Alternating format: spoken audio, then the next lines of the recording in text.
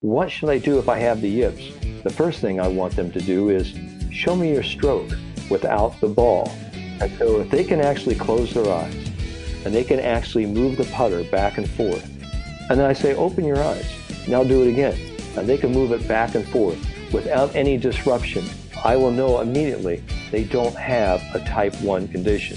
Now, when they put the ball down there and they're in front of the hole, they will actually have some hit impulse. So there is this acute stress disruption, and it's exacerbated by anxiety, a competitive threat, if you will.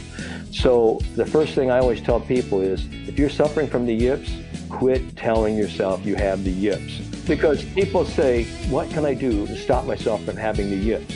If you can move the putter face back and forth, you don't have the yips. You have acute stress dysfunction.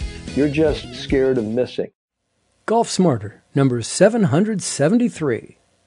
The moment you change your mindset is the moment you change your golf game. With Dr. Robert K. Winters. This is Golf Smarter, sharing stories, tips, and insights from great golf minds to help you lower your score and raise your golf IQ.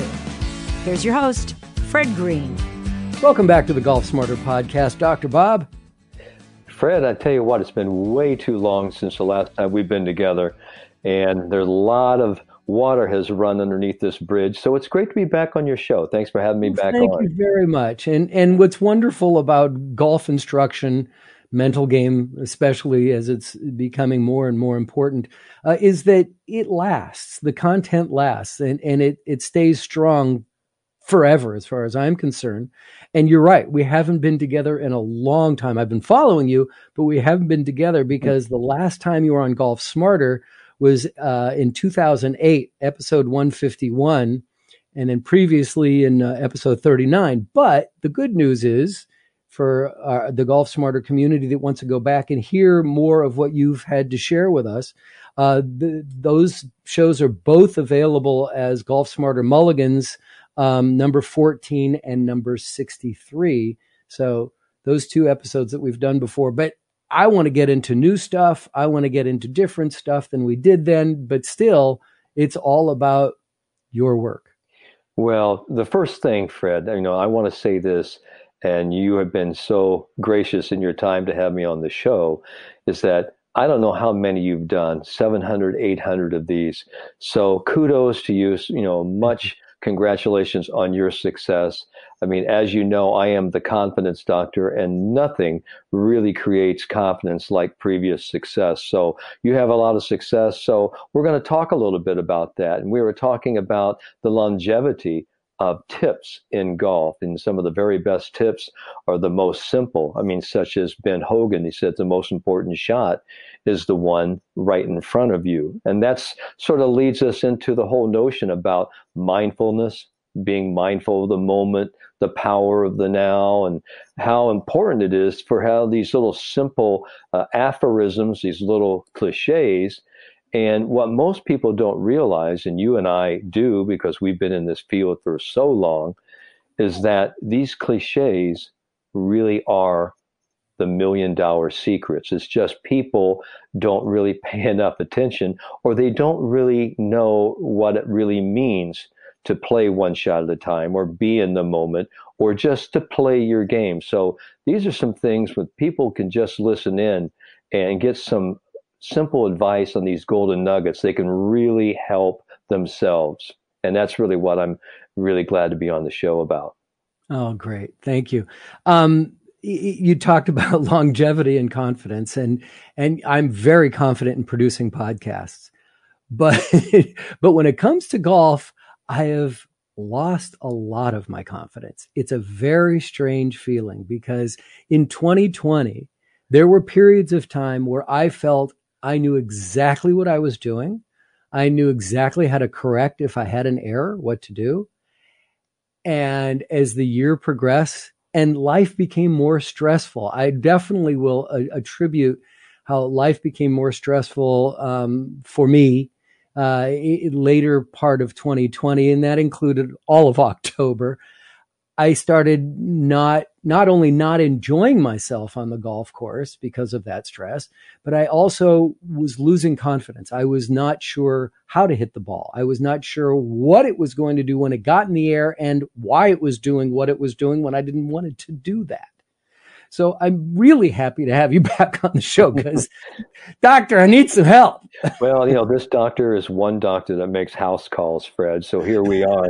So, I mean, in 2020, every doctor makes house calls. That's right. Somebody was talking to me. They go, well, what do you think 2020? I said, well, in hindsight, 2020 is 2020.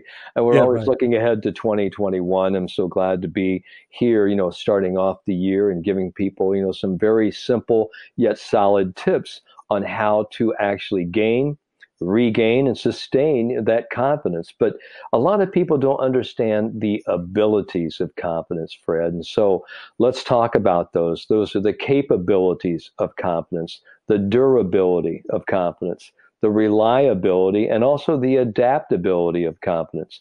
I mean, confidence is just so many different things, and it means a lot of different things to different people. But most times people say, I feel confident when I feel comfortable, I feel composed, I feel poised, and I know what I'm doing. Just listening to you, you said I knew what I was going to do. Now, the biggest thing I always find is that people don't really lose their confidence. They just don't know how to access it, or they give it away. And confidence sort of slips away, it erodes away, and people start telling themselves, gee, I had it, but I just can't touch it. I can't access it.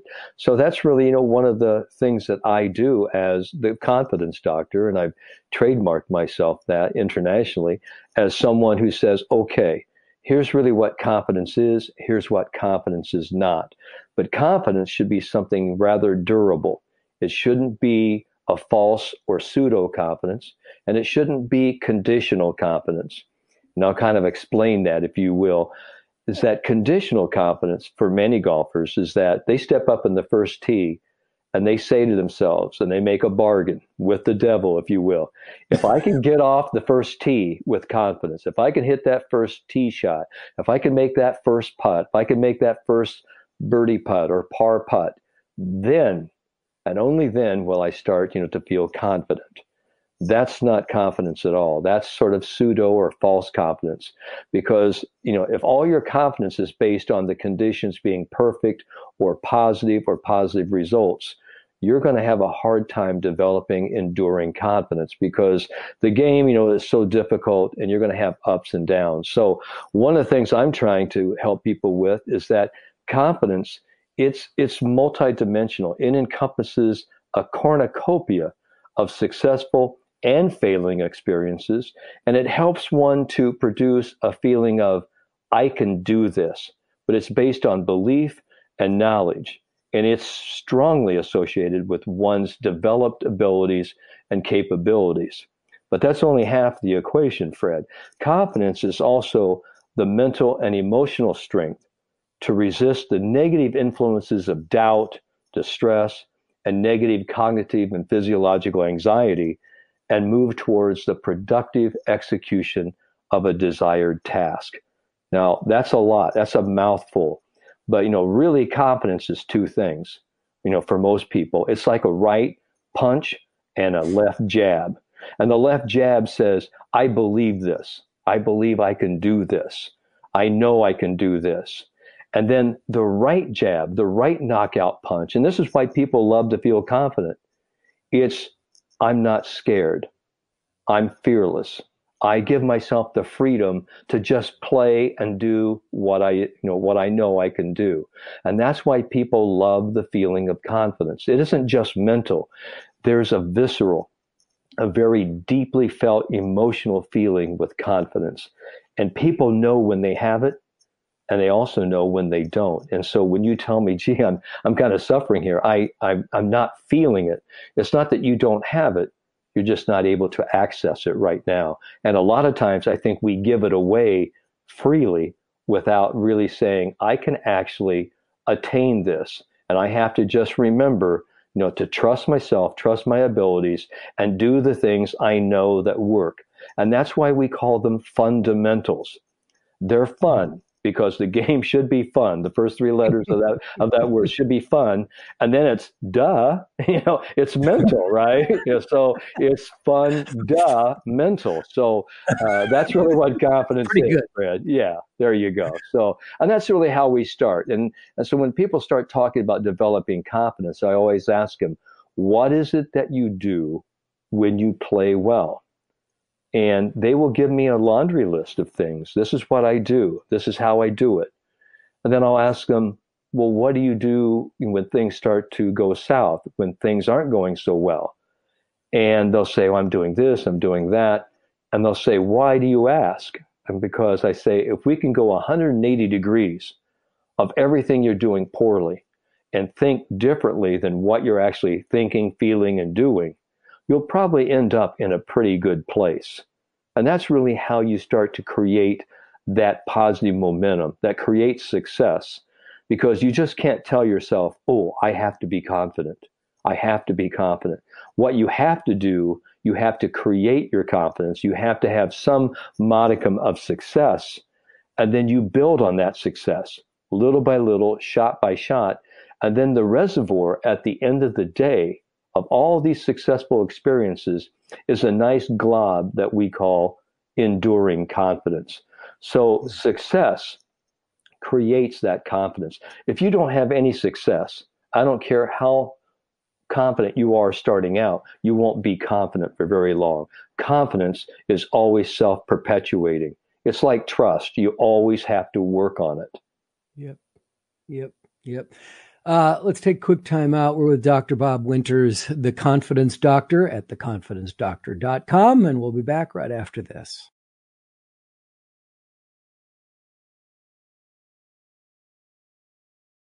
Dr. Bob, I'm curious, based on what you just explained, how do you react when you're watching golf on television and you hear the announcers talk about, okay, he got that putt in. As long as he got that one in, now he's going to be able to turn this around. He's going to, right? That sound of the ball going in the cup is just going to help his confidence the rest of the way.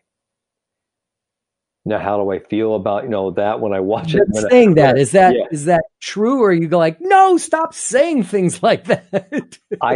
I happen to believe that most of these commentators have played the game at, a very high level, and a lot of them have great insight.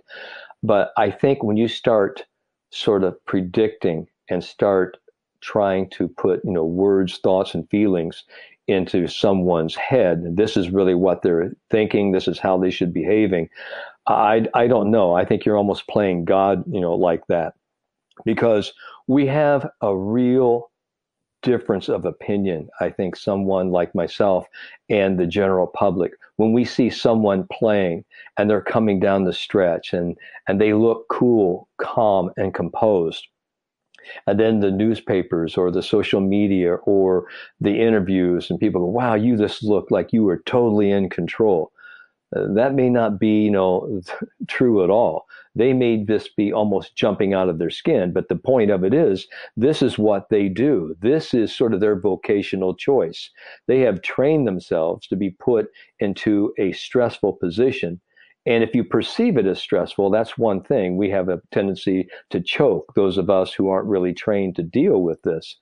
But if you have the perspective that I'm clutch, that I can handle this. So we, take a look at this situation and we, appraise it as something that we can handle.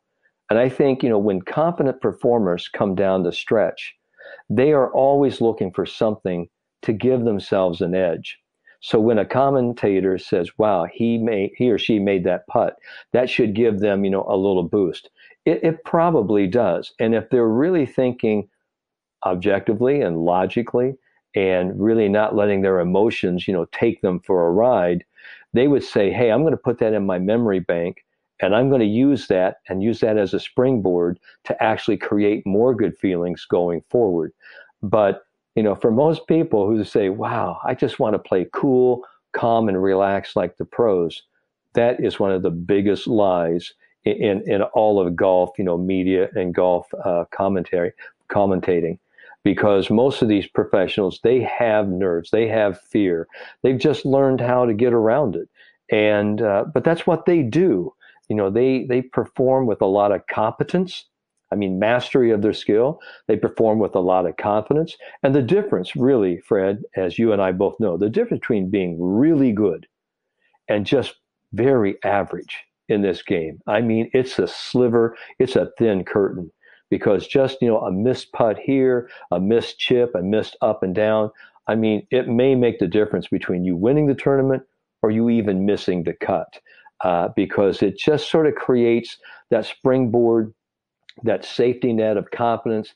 And for me, it was always about emotional freedom. When I was playing, coaching, and I think that's really what makes me a little bit different here in this world of mental coaches, sports psychologists, is that I have played at every level. I've coached, some of the very best. I have major champions all over the globe. And I've seen it from a lot of different perspectives. So the one thing, so people say, yeah, this is definitely going to work. Well, it may or it may not. But I've always said, if it is to be, it has to begin and end with me. And the people who get in the winner's circle, people who win at your club championship, or you getting through a personal score barrier, you have to actually ask yourself, hey, why not me? Why not now? And if you can actually take, that into consideration and say, I'm going to give myself permission to play my game one shot at a time, and I'm going to believe in myself, because here's what I can do right now. And that's, again, coming back to this power of the now. It's just doing what I can do, which should be more than enough. And I always loved, there was a book many years ago, Fred, and it was written by a term insurance salesman. It said, the title of the book was, All You Can Do is All You Can Do. And then, sort of the subtitle was, but if you do it right, it's more than enough.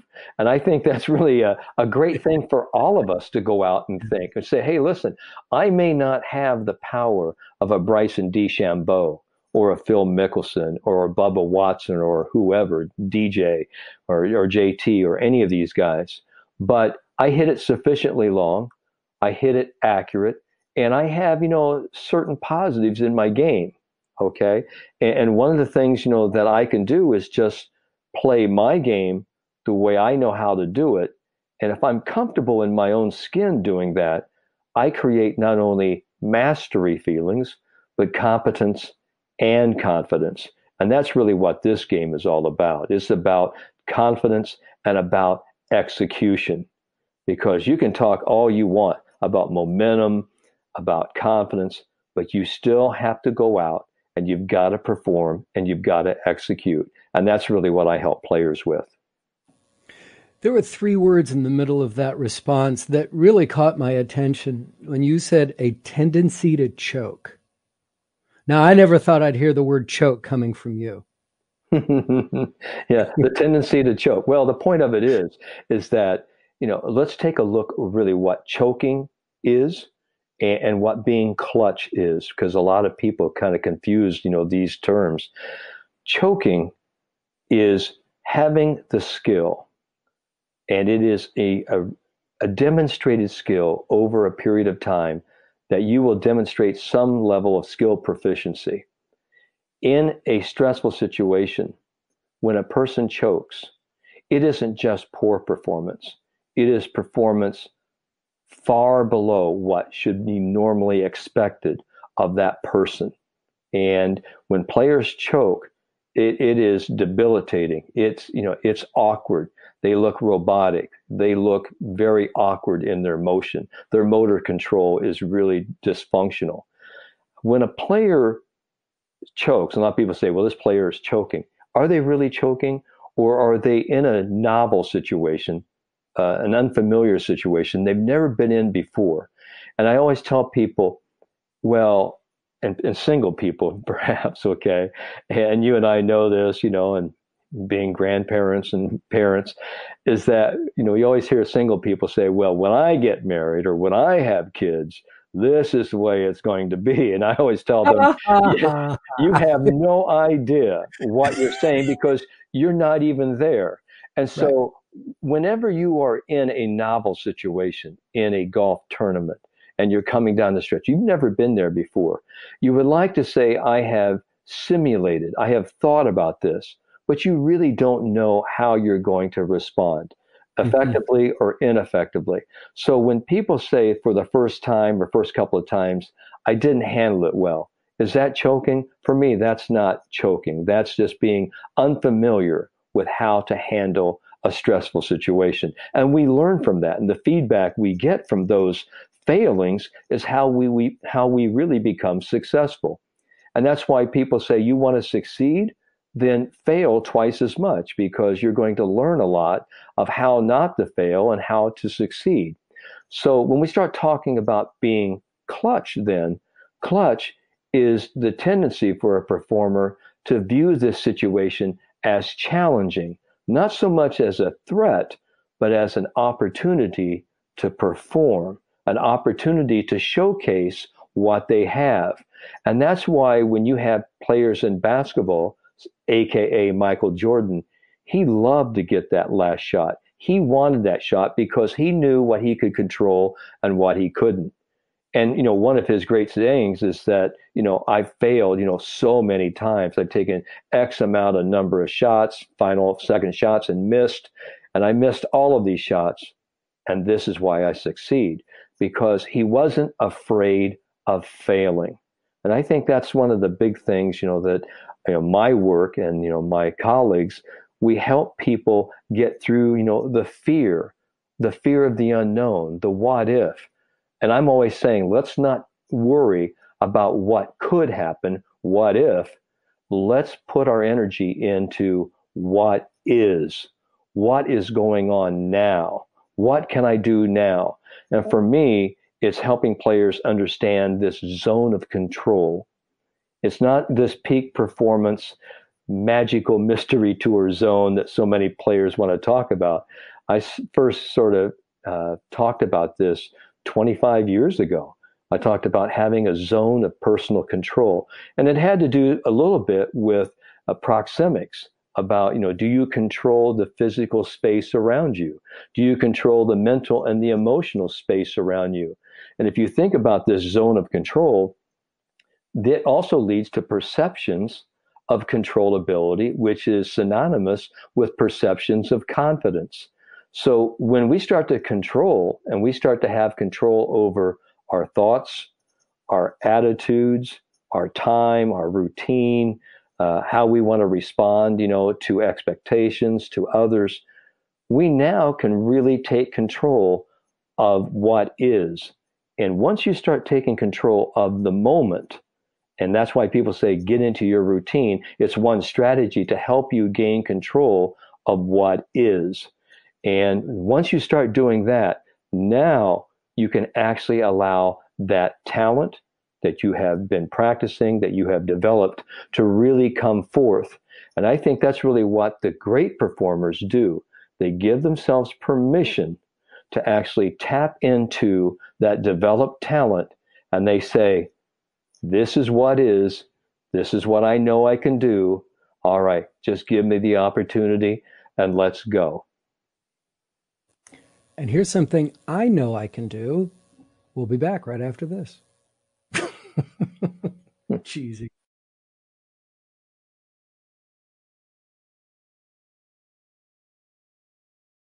In choke versus clutch, right? You said that clutch sees a situation as an opportunity. I'm fascinated how, I in all the professional athletes I've ever talked about, and especially when I talk about this show, or athletes that I've talked to, and I talk about Golf Smarter, they're like, mental game. What's mental game? I'm going for it no matter what, right? They total supreme confidence in their ability, and I'll deal with it when I get to the ball if I have to deal with issues. But what do people in the same situation, a person who doesn't give themselves permission, how do they see the situation? Does that make sense? Well, it makes a lot of sense, because what happens when you have a person who looks at it as an opportunity to succeed, as an opportunity to showcase what they know. The poor performer, or the performer who has a tendency to go out the window or choke or have a debilitating performance, they're not in the present moment. Their mind is jumping back and forth from what was in the past, what's happened before, to what could happen. Oh my gosh, what if this happens? What if that happens? What will people think? What will people say? And so they are playing this emotional bounce back game between what was and what if. And they never really get into, this is what I need to do now. I remember talking with a great, great teacher now. His name's Quinn Griffin. And Quinn, lives up in Fort Wayne, Indiana. And he now has a beautiful teaching facility up there. And he was going for his Champions Tour card, which is one of the toughest cards to attain nowadays, regardless of the PGA Tour. But I said something to him that really resonated with him. And I want to give this sort of gift to all of our listeners here.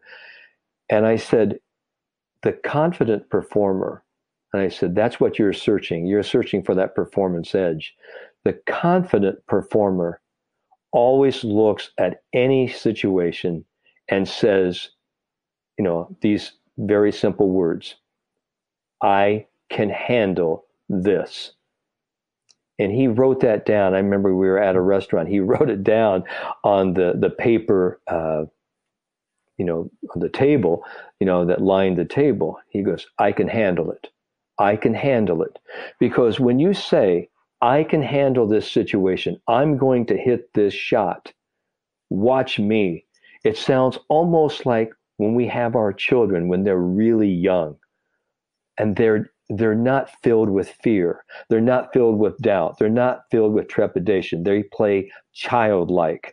And they say, Mommy, Daddy, watch me do this. And then they go and they play uninhibited. They play with reckless abandon. And Mommy and Daddy are sitting there shaking in their boots. Oh, right. Don't do that. Yeah. Because they're projecting what could happen. Exactly right. And then the little kids, they go ahead and they laugh, and the parents are just so relieved that nothing's wrong with them. But the whole point, the little boy and girl, they were just so uninhibited. Their confidence was free. And what happens is that as we get older, especially in the sport of golf, people say, listen, that 3-foot putt right there means just as much as a 280-yard drive.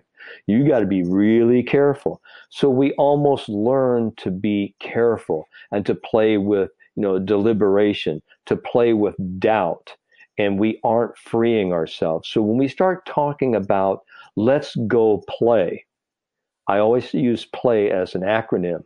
It means to perform like a youthful mm-hmm. mind, to play, to just give yourself that childlike confidence, that naivete, that innocence that says, hey, why not? Let's go. And for players who have, a lot of doubt, I have to take a look and say, when you're over a shot, what's going on? And they're saying, well, I'm seeing a lot of bad things from my past. And I remember now, I'll go back in my career as a coach at the University of Virginia, the men's golf team. I was there in an assistant coach role for many years while I was doing my PhD there with Dr. Bob Rotella and Dr. Linda Bunker. And I just had a plethora of just great intellectual talent that I was learning from all these years. But I had one of my players who was on this hole, it was about 175-yard downhill par 3 surrounded by water. And I asked him, I said, what do you see here? What are you feeling here? And he says, Coach, I'm seeing every aspect of the water where I'm going to hit it into. I'm going to hit it short. I'm going to hit it left. I'm going to hit it right. And he says, not only do I think about hitting it in the water, I'm also hearing this sound. He's hearing the ball. So I remember staying up there with about 6 or 7 Titleist Pro V1s, brand new, And I said, here's what we're going to do.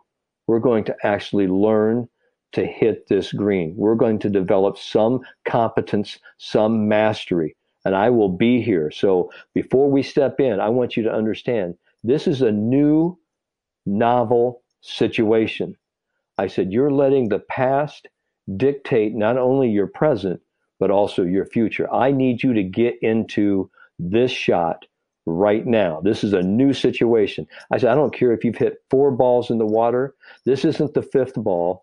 This is this ball. This is your 1 ball. This is the 1. And I think for all of our listeners, they have heard me on podcasts before because I've always talked about the most important number in golf. It isn't 54. It isn't 72. It isn't par. The most important number in golf is 1. It's the 1 shot you can do something with right now. So I had this player hit, a couple balls, and they were a little bit controlled swings, but he got it on the green.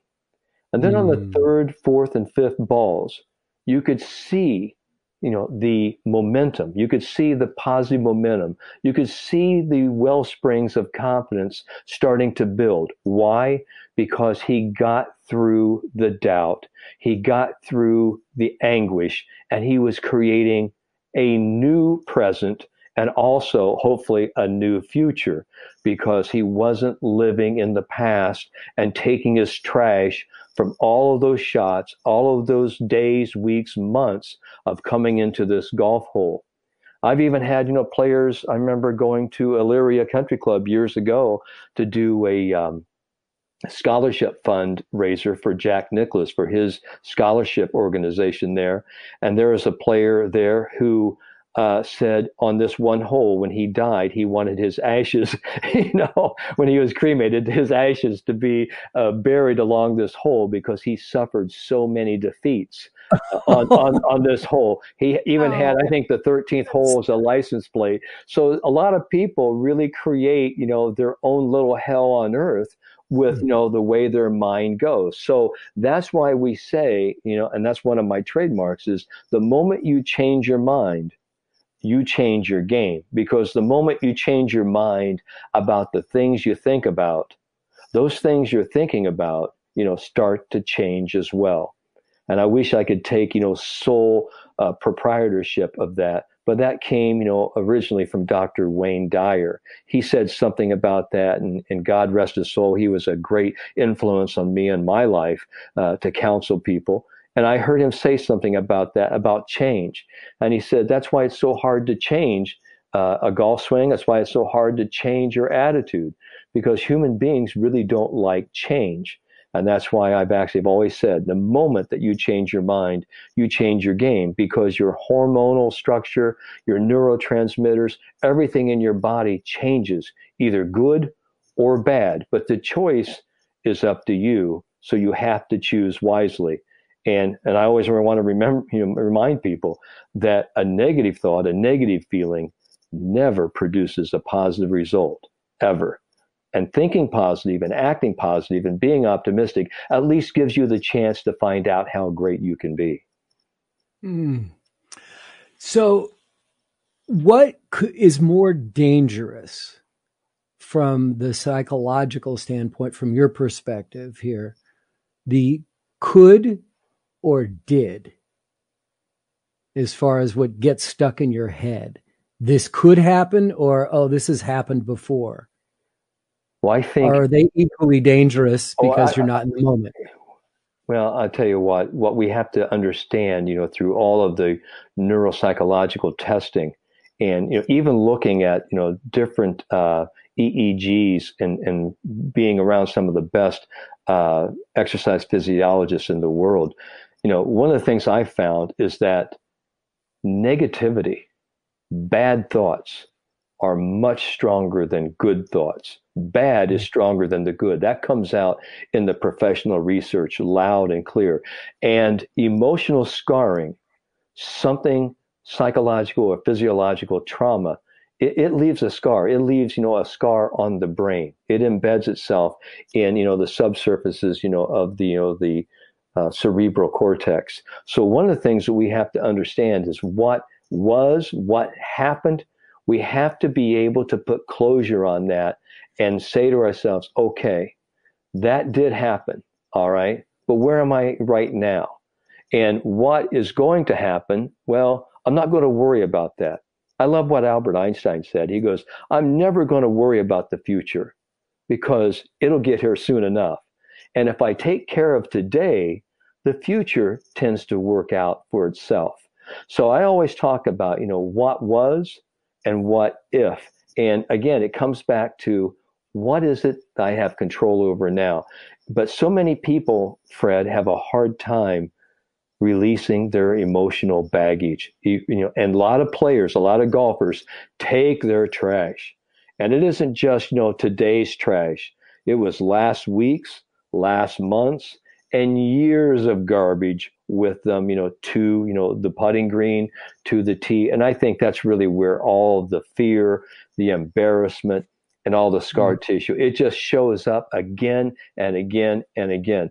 And I've had a lot of people want to do sort of this historical catharsis with me and say, well, here's what I did. Here's what happened. This is the reason I am now. And I go, do you want to get better? Or you just want me to actually sort of reinvent the wheel here for you? Because you keep talking about this again and again and again. Where do you want to go today? What happened, is yesterday.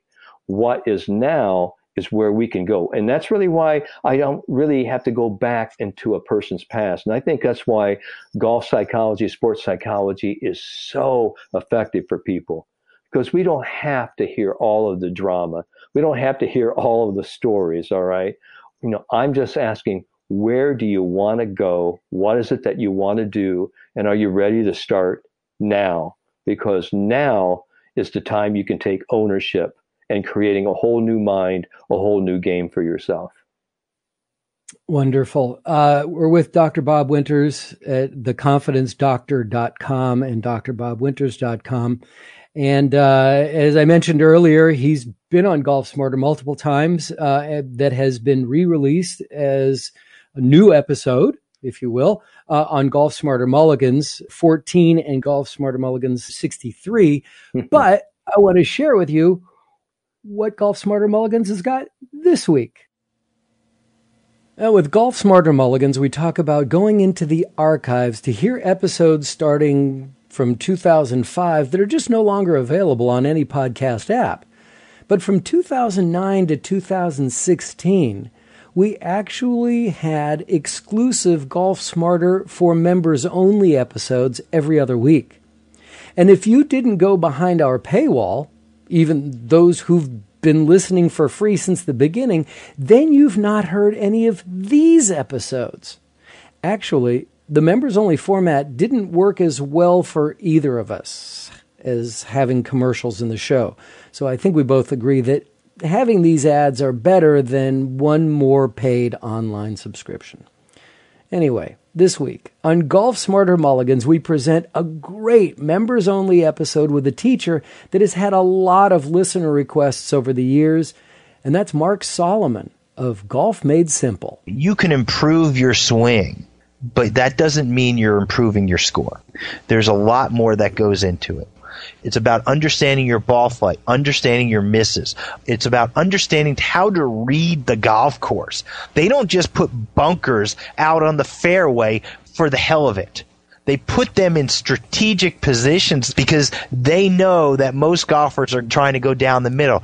And they know what the average 18 handicap, what the distance they carry their drive at. And they know the average distance a 4 handicap carries it. So they put the bunkers there. So a plan is also understanding how to read the golf course to start being able to play the angles. And by just having a better golf swing doesn't help that. By having a better golf swing and understanding that, that's how people improve.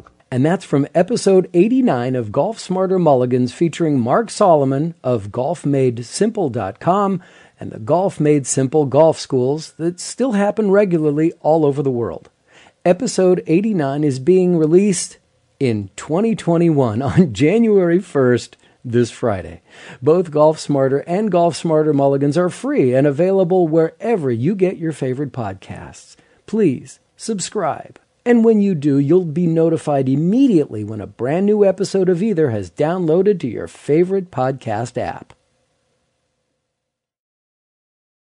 Well, you gave us the name of the show, Dr. Bob, which is the moment you change your mind is the moment you change your game. I love that. Yeah, it's great. One of the things that, we were talking about was, how to build confidence. And I hate to do this shameful plug with you, Fred, but, go for it. I have been, with David Leadbetter, and David, has always had the great philosophy that, those who dare to teach must never cease to learn. And one of the things I talked about many years ago with David and the Leadbetter people, and I have been the resident sports psychologist at our world teaching headquarters at Champions Gate now, going on my 21st year, is we really have to help people understand that playing the game, especially playing tournament golf, requires a little bit different focus. So something we're doing in Leadbetter University is that I've created a course for not only coaches, but for players and teachers and junior golfers, all golfers. And it's called Tournament Thoughts for Great Golf, Taking It to the Course. And people can find that out if they go to university.leadbetter.com. And it's in the courses for players section. And what it is, Fred, it is a 13 chapter, 13 audios that they listen to. You don't even have to really even be a golfer to learn from it. But I take you from several days before a tournament, getting ready for the tournament, how to practice for a tournament, and talking about the night of the tournament. And I actually go through driving to the tournament, arriving to the course, warming up, headed to the first tee, how to play one shot at a time, how to put the wheels back on, how to actually accept the shot. So there are 13 what I call 10-minute audios. And this is all about neuropsychology and repetition and retention. And I am sort of your moderator, commentator, and hypnotherapist. And all you have to do is just sort of sit back and listen to these wonderful tones and listen to these wonderful guided messages over and over and over again. And I've had so many, players have gone on to have personal bests, have gone to win tournaments, and they say it's great because they have Dr. Bob right there and they can listen to it over and over. So it's a really good gift, for people. And I think it retails, I think, for $225. But that's, the price of, a good golf lesson anyway. And so 13 different, chapters. And I hand carry you right from the start of a tournament, right through the tournament, and looking at your post-round evaluation. So there's a lot of different things, that I've been doing here, not only for leadbetter.com, but also for me. And, for most people, if they want to go into theconfidencedoctor.com, I have a nice 10-part video series called The Confidence Doctor's 10 Mental Rules for Great Putting. And I talk about in this video all the different aspects that I've been looking at for over 40, 45 years in putting research, what it's going to take to become, a great putter. And I'll give you the first two rules. And rule number one is that every putt can be made. It's possible. And I think, people go, well, that doesn't sound logical. That doesn't sound statistically possible. That doesn't even sound realistic.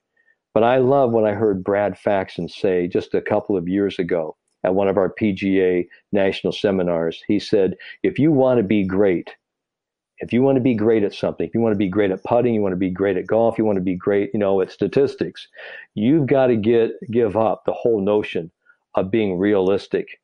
You've got to get, crazy in love, with the possibility thinking.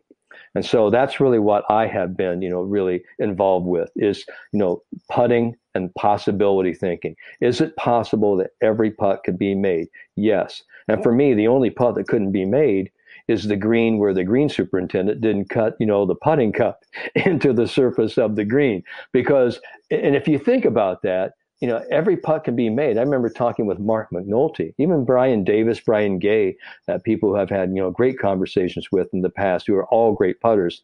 They concur with me. They go, lag putting is sort of lackadaisical because you're already conceding to the fact that you're not going to make the first putt. And so for me, every first putt is the putt that should be made. And rule number 2 in this video series is that every putt deserves to be made. Not only that every putt can be made, but every putt deserves to be made. Meaning you have to give great focus, great attention, great sense of purposefulness into every putt. So if people really want to get more of, Dr. Bob Winters, there's a lot of different places they can find videos, audios, video series, and they can also, contact me directly. So those are some of the things that we know we're at, because I've always been asked, Fred, and you've asked me this before, who is my favorite student? And I've had some really, really great ones, some unbelievable ones. But I think my greatest students are always those. They always surprise me with their passion and their motivation. They just want to get better. I just had a junior student today who's a fantastic player. His name's Brendan Valdez, who won the Nota Begay Golf Channel Invitational here recently over the holiday. And I asked him just point blank, I said, what is it that you want to do, with your career? He goes, well, it isn't like I want to be number one in the world. He goes, all I want to be is the best that Brendan Valdez can be. And I thought that's a great thing. He says, because I don't want to compare myself to anybody else's records. He goes, I just want to find out how great I can be. I said, what do you think about that? And I told him, I said, Brendan, that is absolutely, really the very best thing, because if you can compare yourself to all the opportunities you give yourself and just know that at the end of the day, that's the best, I could do with what I had to work with today, you will be a happy, healthy golfer, and even more importantly, a happy and healthy and productive human being. Yep, absolutely. In the 12 years since the last time we spoke, I can't even believe that, but it seems that a word that you mentioned early on in this conversation has become, I don't know if it's overused or not. I'd love your thought on the word mindfulness, because to me, Golf Smarter from the very beginning has been about mindfulness in golf. But it seems to have gained mindfulness in the world in all directions, has gained a tremendous amount of momentum. Well, I think about, Star Wars in the movie. I think the first one of the prequels where Liam Neeson is talking, to Obi-Wan Kenobi. He says, never forget to be mindful of the moment. And that's really one of the first places that I really heard, that phrase. And I love that, because your mind is filled with what's going on now. I mean, Lou Holtz had a great acronym for WIN. What does it take to win? How do I win? And he used to say win meant what's important now. So when we start talking about what's important now, that's really owning the now. That's really, sort of how I incorporated all of that. When you own the now, one shot at a time, you will have won the battle for your mind. And that's 3 letters, OWN. When you own the now, same 3 letters, you will have won, same 3 letters, you will have won the battle for your mind. So when we start talking about mindfulness, to me, it's being your mind is filled with what you are focusing on right now. We, in our society, Fred, we almost glamorize multitaskers. Oh, I'm doing this, I'm doing that. I've got all these different things. Well, what most people have become, they've just become a nation of good jugglers. I don't know if they're really juggling well, but they've got a lot of balls in the air. But in order to be a great professional golfer or a great amateur golfer or just the best you can be, you have to be a really good monotasker. You've got to be able to do one thing and do one thing well. And if that's just getting into this shot, being target absorbed, target engaged with this one shot, well, then you're going to be pretty successful. And we're going to do that one after one after one until we are done. And that is the mantra for success. That's what every great winner says after PGA, LPGA win, time and time again. They say the same thing, the same cliches. They say, I stayed in the moment. I didn't know my score. I didn't look at the leaderboards, and I played one shot at a time. And they will tell you, I know it sounds like a cliche, but it's one shot at a time. Because if you don't understand what that means, you will always be beating your head against the wall going, how come these other people are playing so well and I'm not really accessing my talent? Because you don't really realize the power of that cliche. That is really fun. I'm feeling so much better right now. I can't tell you how this is. Thank you for your time on this. We'll wrap it up soon. I'm just curious where Yips fall into all of this, because I know you work a lot with players who complain about or have or suffering from yips. Right. So let's really talk what the yips are. We have, I've been very blessed to have been associated with 3, 4, 5 people. And I want to give, these people their due. One of them is a great friend of mine, Dr. Robert Warren, who was a chief in neurosurgery at the Mayo Clinic up in Jacksonville, Florida. Also, Dr. Debbie Cruz, who is now, part of Better Your Best, who's been a great sports psychologist, exercise physiologist, from Tempe, Arizona. Dr. Chuck Adler, and all of these different people. I mean, through the years, whether it be Dr. Patrick Cohn and myself, Dr. Warren, we've all talked about, the yips. What are the yips? Well, there's really, and Dr. Ainsley Smith, another one from Rochester, Minnesota, was with the Mayo Clinic, who really helped me understand really what the yips are and what they are not. But we have type 1 yips and we have type 2, almost like diabetes, okay? So type 1 yips are really sort of what we call the real yips. They are a functional aberration of the motor system. There's a disruption there. There's a motor breakdown, as what we call it, spasmodic motor disruption, is that, the muscles, are actually fighting against each other. There's a co-contraction of the muscles, and it's caused by fear, but there's also neuronal damage there. But there's also a type 2, which I think about 98% of golfers fall into. And the type 2 yips are what I call ASD. It's acute stress dysfunction or disruption, meaning acute. It happens as there's an onset. It's stressful and there's a dysfunction. There's an over control. There's a manipulation. The right hand comes through, or there's a glitch. There's a clutch. And that's caused, by the fear of missing. So you have type 1, which is a real neurological disruption. It's a focal dystonia. And then you have type 2, which is a psychological conditioning. Now, a lot of players have type 2 and they say, I've got the yips. And people say, what should I do if I have the yips? The first thing I want them to do is show me your stroke without the ball. All right, without a ball. And so if they can actually close their eyes and they can actually move the putter back and forth, and then I say, open your eyes. Now do it again. And they can move it back and forth without any disruption. Most of the time, I will know immediately they don't have a type 1 condition. Now, when they put the ball down there and they're in front of the hole, I say, okay, now they will actually have sort of some hit impulse. So there is this acute stress disruption, and it's exacerbated by anxiety, a competitive threat, if you will. So for me, the first thing I always tell people is, if you're suffering from the yips, quit telling yourself you have the yips, because you probably don't. I mean, it sounds really simple. No, because great. People say, what can I do, to stop myself from having the yips? If you can move the putter face back and forth, you don't have the yips. You have acute, stress dysfunction. You're just scared of missing. And the whole thing you have to ask yourself is, what am I so scared of? What am I so fearful of? Because we have people. One more stroke. Right, exactly. Hey, It's literally yeah, one more stroke. one That's all. more That's story. what you're freaking out over. Yeah, but here's the point: is that a lot of people say, okay, what should I do? There's a lot of different strategies. Looking at the front of the ball, looking, a spot three inches in front of the ball. Even closing your eyes.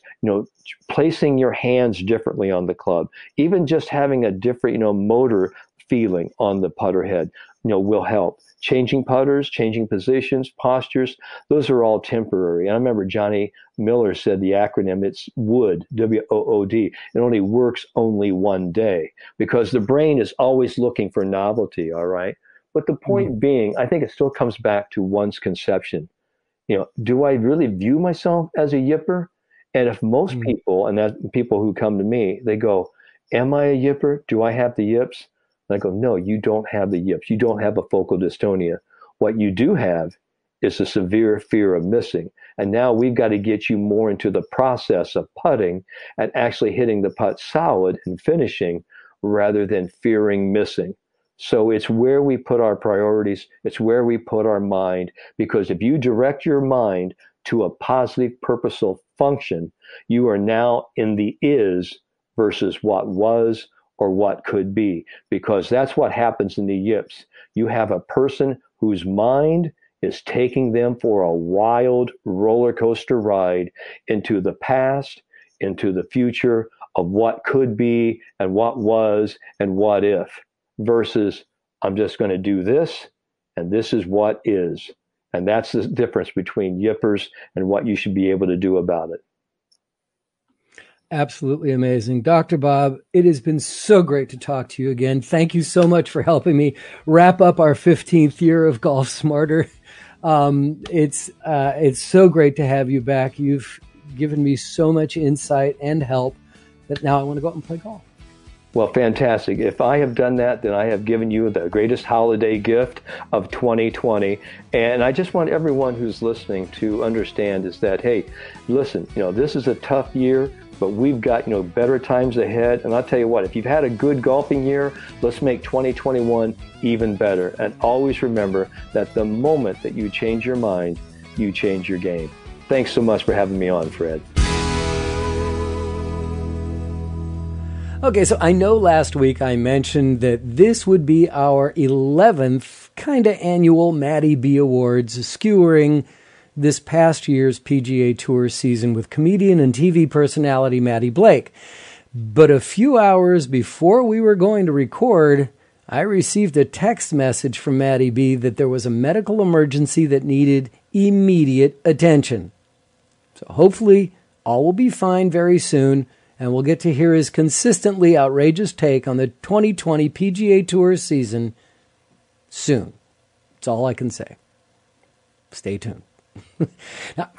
Okay, I know I've been whining about my game recently, which is not something I would usually do, but I feel like being open and honest about my game and my frustrations because it may connect with some of you who have experienced or are experiencing the same things. From your emails, I know this is true. So let me say that as we close out this wackadoodle year that even Nostradamus couldn't have predicted, I'm happy to say that I'm ready and excited to go back out and start playing again. You've heard me complain that I tweak too much because of all this information I receive in these conversations. That hasn't ended. Last week I was telling you that I started using the Perfect Motion app with Chip Beck as my instructor. So each day that I go out and take some practice swings in the yard, I record it in the app. It's really simple to do. And the next morning, there's a really helpful email from Chip on what I can work on. Frankly, I went to the range the other day and hitting balls based on Chip's suggestions. And I started hitting a draw consistently and was hitting my 7-iron, which is usually about 150 yards, between 163 and 170 yards. Now, those totals come from the top tracer technology that's being used at my driving range. Of course, I'm hitting off of a mat, so I don't expect to hit it that far off the turf, but the ball flight alone has me very excited about playing in 2021. So as we wrap up our 15th full year of Golf Smarter, I want to thank you again for your continued support and subscription of Golf Smarter and Golf Smarter Mulligans.